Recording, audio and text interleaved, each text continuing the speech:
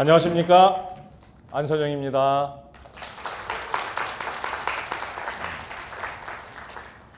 방금 전까지 여러분들은 그 개인의 서사를 들으면서 약간 정서적인 이야기를 들었는데 저는 지금부터 약간 딱딱한 얘기를 하겠습니다. 여기 나와 있는 단어를 보시면은 셀링 앤 바잉이라고 되어 있지만 여러분들이 어떤 생각이 드실까요? 셀링 앤 바잉 하면은 대체로 우리가 일상생활에서 하는 판매하고 구매한다, 뭘 산다 이 정도로 많이 생각하실 거라고 생각합니다. 저는 의사소통 능력을 기반으로 학생들한테 강의를 하고 있고요. 그리고 코칭도 하고 있고 컨설팅도 하고 있습니다. 여기서 제가 얘기하는 셀링과 바잉은 어떤 거를 산다 아니면 판다 이런 의미보다는 실제로 여러분께서 셀이라는 단어하고 바이라는 단어를 영양사전에서 찾아보시면은 다른 의미가 있습니다. 셀이라는 단어는 나의 생각이나 의도를 상대방에게 이해를 시킨다라는 그런 의미가 있고요. buy는 accept, 당신의 생각이나 의견을 받아들입니다라는 뜻이 있습니다. 자, 그래서 저는 이 용어를 뭘로 바꿨냐면은 설득과 납득이라고 바꿉니다. 그래서 젊은이들에게 항상 강의하거나 코칭할 때 설득에 대해서 얘기를 합니다. 특히 여러분들이 이 학교라는 울타리를 떠나서는 세상의 냉혹한 현실과 마주해야 합니다. 자, 그럴 때 여러분들이 하셔야 될 일은 다른 게 없습니다. 상대방을 설득해서 내 편을 만들어야 합니다. 상대방을 설득해서 내 편을 만들어야 여러분들이 얻고 싶은 걸 얻습니다. 납득을 당한 당사자는 반드시 어떤 행동을 하게 돼 있습니다. 그런 여러분들이 어떤 내용을 발화를 해서 상대방에게 전달했을 때는 여러분들이 반드시 얻어내야 되는 게 있습니다. 그게 납득을 시킨 결과가 되겠습니다. 그래서 오늘의 주제는 셀링과 앤 바잉이고요. 여러분들이 이제 세상에 나갔을 때 맞부딪히게 되는 현실에 대해서 간단하게 설명을 드립니다.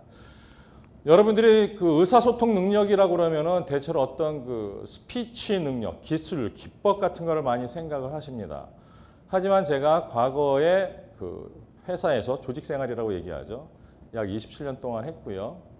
여러분들이 보면 아마 가장 많이 가고 싶어하는 기업이 있죠. 예, 거기에서 근무를 했고요. 그리고 퇴직을 좀 일찍 해서 나와서 약 10년째, 올해가 10년째입니다. 여러분과 같은 젊은이들을 대상으로 해서 주로 그 가고 싶어하는 기업에 많이 보내고 있습니다. 그리고 그 친구들한테 항상 가르칠 때 나오는 얘기가 방금 전에 해드린 내용이고요. 그리고 그 많은 친구들을 보면서 제가 관찰한 결과, 그리고 잘 되는 친구들의 공통점에 대해서 오늘 말씀을 드리겠습니다. 물론 개인의 경험도 들어있고 그리고 이미 그거를 실현해서 지금 나름대로의 목표를 달성해서 그 생활을 하고 있는 친구들의 공통된 특성이라고 볼 수가 있겠습니다. 제가 항상 얘기할 때 네 가지를 얘기합니다. 첫 번째로는 고정관념에서 탈피하고 사고방식을 전환하고 그리고 생각을 정리하고 마음을 정리하자라는 얘기를 합니다.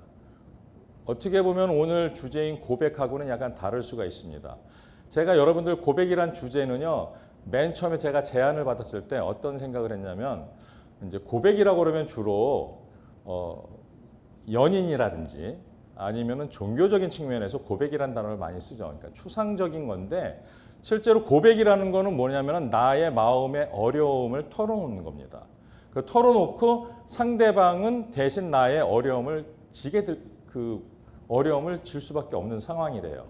좀 약간 좋지 않은 얘기를 하면은 내가 책임져야 될 부분을 상대방한테 전가를 하고 나는 자유로워지는 거죠.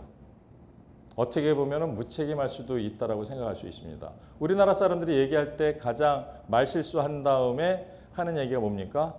나는 내가 할 말 다 해서 나는 너무나 가슴이 후련해. 하지만 그런 얘기를 듣는 사람의 입장에서는 반대로 무거워지는 거죠. 왜냐하면 그 이후의 책임은 내가 져야 되니까. 특히 내가 듣지 않아도 되는 말을 듣고 책임을 져야 되는 거죠. 그래서 예를 들면은 이제 카톨릭 신자들은 성당에 가서 고해성사를 하잖아요.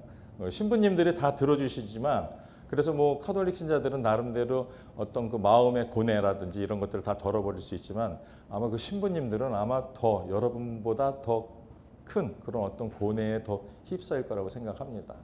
예, 그렇기 때문에 고백에 대해서 뭔가 이렇게 제가 생각을 하다가 그거보다는 제가 여태까지 계속 경험하고 보아왔던 것들 그거를 어떤 비즈니스 능력, 그러니까 의사소통 능력의 기본으로 해서 주제를 잡은 게 셀링과 바잉이 되겠습니다. 다시 이쪽으로 돌아와서 고정관념 탈피에 대해서 말씀을 드리면은 고정관념이라는 거는 여태껏 우리가 의심하지 않고 야 그거 당연한 거 아닙니까? 라고 받아들인 것들이 고정관념입니다.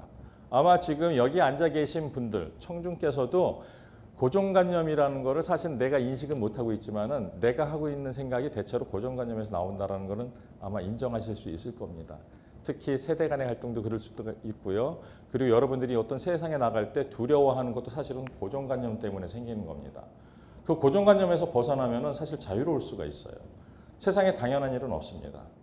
저는 우리나라에서 기업을 일으키신 예를 들면 삼성그룹의 이병철 회장, 선대 회장이라든지 현대그룹의 정주영 회장 같은 분들을 존경합니다.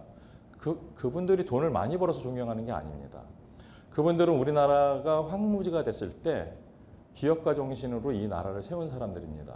그런데 그 사람들은 어떤 수완이나 능력이 뛰어나셨던 분들이 아니에요. 어떤 생각을 가지고 있었냐면은 안 되면 되게 하라는 생각을 가지고 있었던 분들입니다. 그분들이 사장단을 모아놓고 회의를 합니다. 그럼 어떤 걸 하자라고 얘기합니다. 그러면 그 사장단들은요, 소위 우리가 알고 있는 이 세상에서 가장 좋은 교육을 받고 소위 스펙이 좋은 뛰어난 사람들이 사장을 합니다. 그분들이 얘기합니다. 회장님, 그거는요 상식적으로 될 수가 없는 일입니다. 그리고 우리가 가지고 있는 자원이나 능력을 가지고는 그거를 해낼 길이 없습니다라고 얘기합니다. 그러면은 그 회장님들, 그 이병철 회장이나 정주영 회장님 같은 분들은 그런 얘기를 듣고 싶어서 거기에 앉아 있는 게 아니거든요. 그런데 그 옆에 있는 다른 사람이 얘기합니다. 회장님, 객관적으로 검토를 했을 때 그거는 할 수 없는 일입니다. 하지만 방법을 이렇게 바꾸고 이런 거를 좀 해보면은 어느 정도 가능성을 발견할 수 있을 것 같습니다라고 뭔가 되게 만드는 사람들, 그런 사람들이 능력 있는 사람들입니다. 그래서 그 창업가들은요 그런 사람들을 주위에 두고 많이 썼습니다. 왜? 본인의 어떤 생각과 일치를 하기 때문에. 제가 그래서 오늘 여러분들한테 말씀드리고자 하는 것 중에 가장 첫 번째는 고정관념에서 탈피하자. 그건 바로 뭐냐면은 지금까지 당연한 건 당연한 게 없다. 이렇게 생각하시면 될 것 같습니다. 자, 다음으로 제가 말씀드리고 싶은 거는 사고방식 전환인데요. 여러분들 아마 생각을 많이 하실 거예요. 특히 젊은이들은 내가 앞으로 미래에 어떤 일을 하겠다 이런저런 생각을 많이 하시죠. 그래서 계획은 아주 좋습니다. 근데 제가 젊은이들을 많이 만나보고 느낀 건 뭐였냐? 저도 예전에 마찬가지였는데 생각은 엄청나게 잘해요. 그리고 꼼꼼하게 계획도 세웁니다. 그런데 뭘 안 합니까? 실행을 안 해요. 어떤 일을 할 때는 실행이라고 그러고요. 개인의 결심을 뭔가 이렇게 가시화하는 것은 실천이라고 그러는데 어떤 실천이나 실행에서 좀 약하더라고요. 자, 그거를 태도적인 측면으로 얘기합니다. 사고방식을 전환한다는 건 무슨 뜻이냐? 첫 번째 보시면은 긍정적인 사고라고 되어 있습니다. 방금 전에 제가 인용했던 그런 우리나라의 기업가들의 사고방식. 안 되는 게 어디 있습니까? 아니면 될 때까지. 긍정적인 사고로 바꾸셔야 됩니다. 왜 그러느냐? 제가 만나는 학생들을 물어보면은요. 항상 답변하는 내용이 긍정적인 부분보다는 부정적인 부분으로 갑니다. 왜? 나름대로 자기를 객관화해서 얘기할 때 자신의 부족한 부분을 얘기합니다. 그러니까 부족한 부분에 대해서 집착을 해요. 소위 스펙이라는 것에 대해서. 근데 저는 따르게 봅니다. 긍정적인 측면에서 본인이 뭘 잘하나 물어봅니다. 그러면은 부정적인 측면에 있는 내용을 집착하기보다는 긍정적인 내용에 더 집중하라고 얘기를 해줍니다. 왜?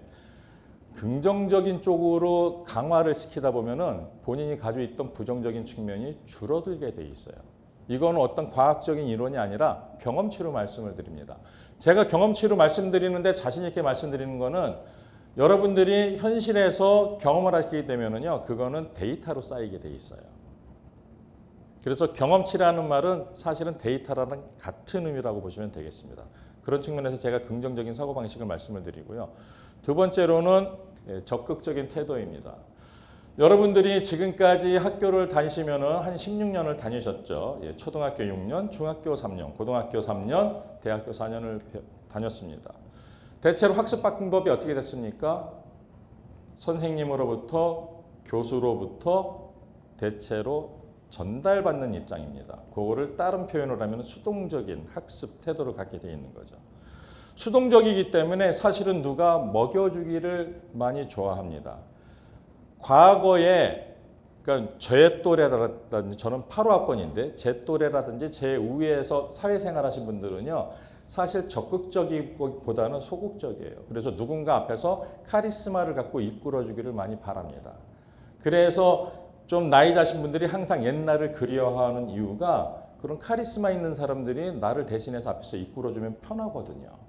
그런데 지금 시대가 바뀌었습니다. 지금은 카리스마 리더십이 통하는 시대가 아니에요.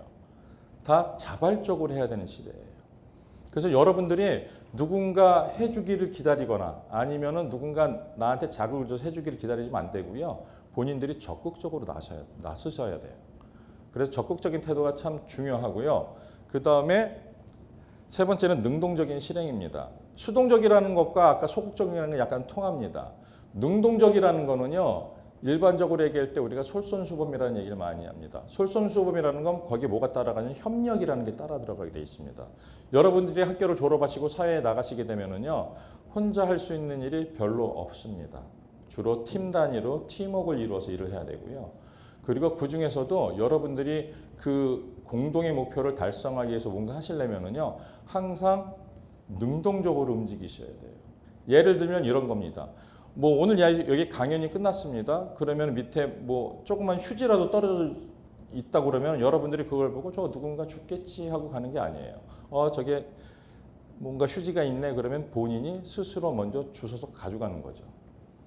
간단하지만은 이게 만약에 여러분들이 어떤 조직에 들어가서 일을 할 때 이런 태도를 보인다고 그러면은요. 여러분들은 분명히 능력 있는 사람, 일 잘하는 사람, 그리고 내가 믿고 일을 맡길 수 있는 사람으로 평가를 받을 수 있습니다. 그리고 마지막으로 자기 주도적인 이제 의사결정을 해야 됩니다.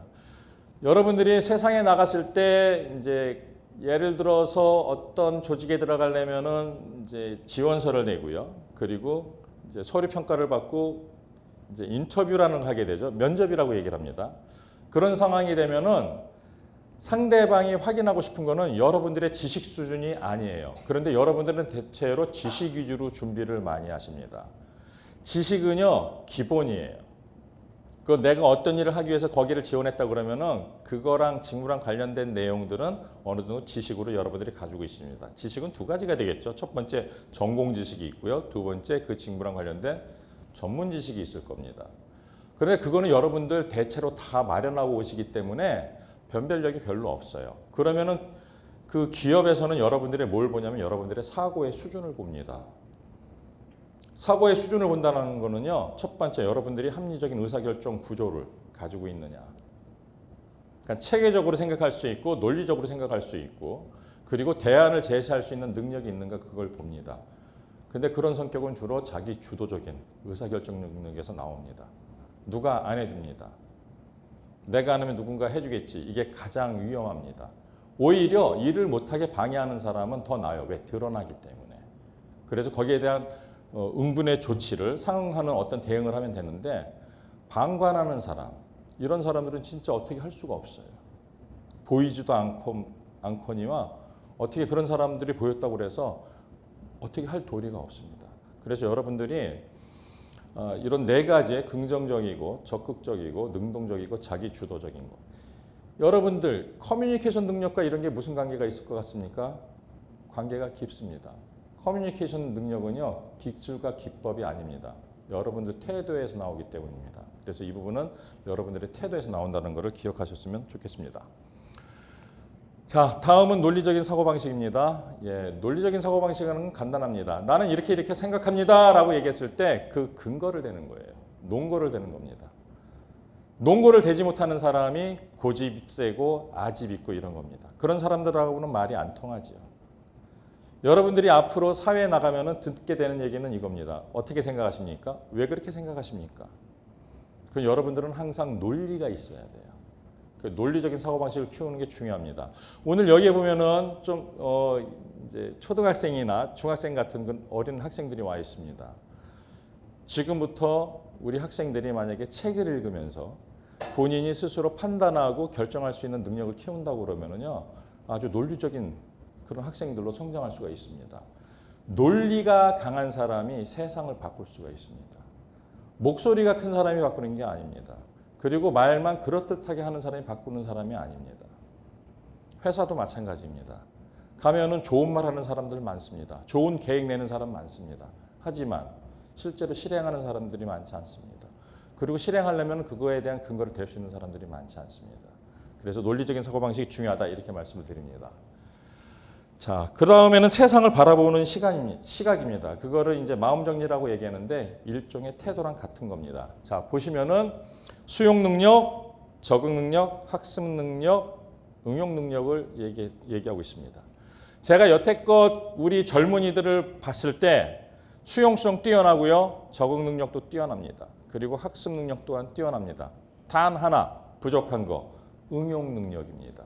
응용 능력은 본인이 알고 있는 거에 약간 꼬우기만 하면 되는 것들이에요. 그리고 남이 해놓은 거에서 조금만 생각만 바꾸면 나올 수 있는 것들이에요. 그런데 응용 능력은 여러분들이 학습을 통해서 배울 수 있는 게 아니고요. 앞으로 밖에 나갔을 때, 학교 울타리 밖으로 나갔을 때 실제로 현실에서 부딪히면서 배울 수 있는 거라 크게 걱정하지 않으셔도 됩니다. 그러면 지금은요.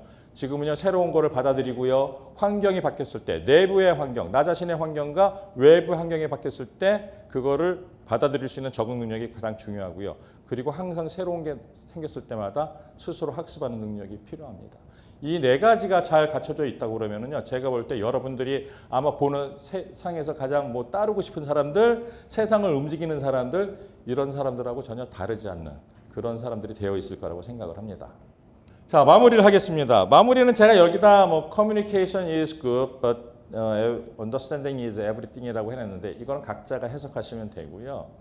여러분들이 이제 세상에 나가시면은요 두 가지의 감정을 겪게 됩니다. 첫 번째는 두려움이고요, 두 번째로는 긴장감이에요.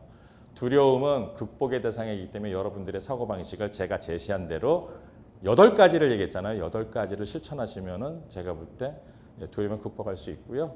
그리고 긴장은 여러분들이 스스로 관리하시면 됩니다. 일종의 마인드 컨트롤, 마인드셋이라고 보시면 되겠습니다.